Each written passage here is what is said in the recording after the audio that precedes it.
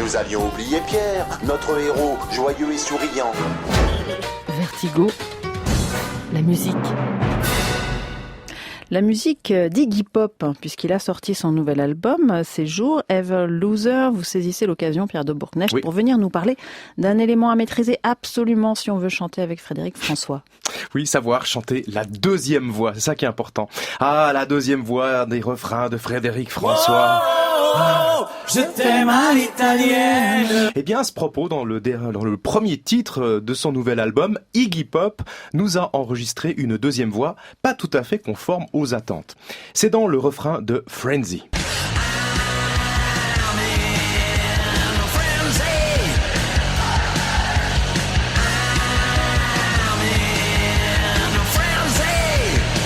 Voilà, ça continue comme ça. Alors, en fait, Iggy Pop chante ici sa deuxième voix à la quinte. Ah, la quinte. Oui, la quinte. Mais qu'est-ce que ça veut dire? Alors, traduit en mots simples, ça veut dire qu'il double la note numéro 1, avec la note numéro 5. Ouais, exactement. Ben ouais, vous avez l'oreille, l'oreille incroyable. Pour être encore plus clair, imaginons que la mélodie commence par un do. Là, 1, 2, 3, 4, 5. Ben, il chante exactement la note qu'Anne-Laure a chanté avant. Eh bien, ça donne ça. Eh ben, ça se fait pas du tout, ce genre de choses. Non.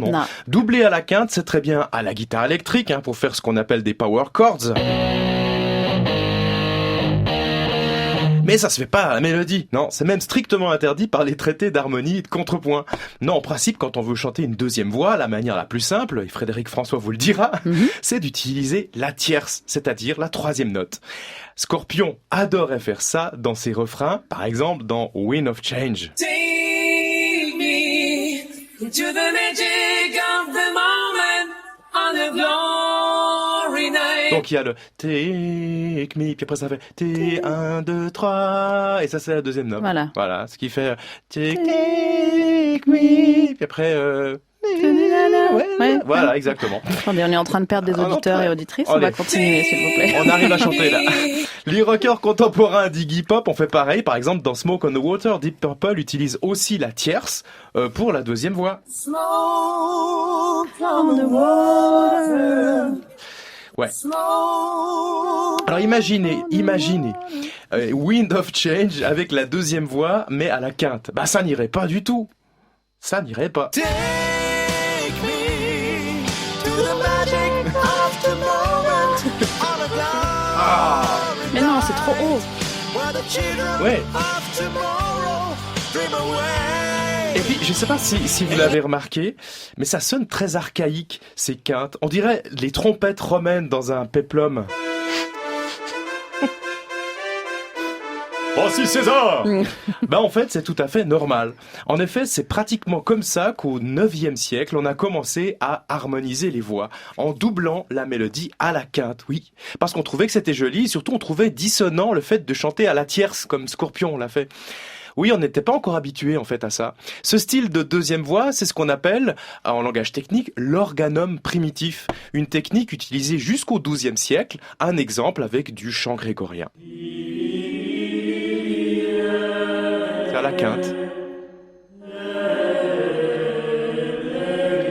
Et c'est donc le même intervalle chanté par Iggy Pop. Mais c'est pas la même intention, Intention. Après, on peut voir ce genre de deuxième voix sous un tout autre angle, cette fois positif. On peut considérer qu'Iggy Pop chante cette quinte non pas pour harmoniser la mélodie, mais pour enrichir le son. De la même manière qu'on le fait à l'orgamon, par exemple. Si, par exemple, je prends une note d'orgue, voilà, et je peux facilement ajouter une quinte à cette note pour l'enrichir, cette quinte. Et petite démonstration, je joue la note de basse et puis j'introduis gentiment la quinte. Voilà, j'ai un joli son enrichi et avec ça, je peux jouer. On remarque rien. Pas très Iggy Pop, mais... Il y a une quinte à l'intérieur et on a l'impression qu'il n'y a qu'un son. Cette quinte qui enrichit le son, ça porte des noms sur un orgue d'église. C'est le nasard et le larigot. Vous savez, le fameux larigot de l'expression « attire larigot ». C'est la quinte, ouais, exactement. Alors, on peut aussi utiliser cet effet de quinte dans un orchestre. C'est ce qu'a fait Ravel dans son boléro. Par exemple, dans ce passage, les flûtes jouent la mélodie, mais aussi la quinte en dessus. Oui, comme Iggy Pop.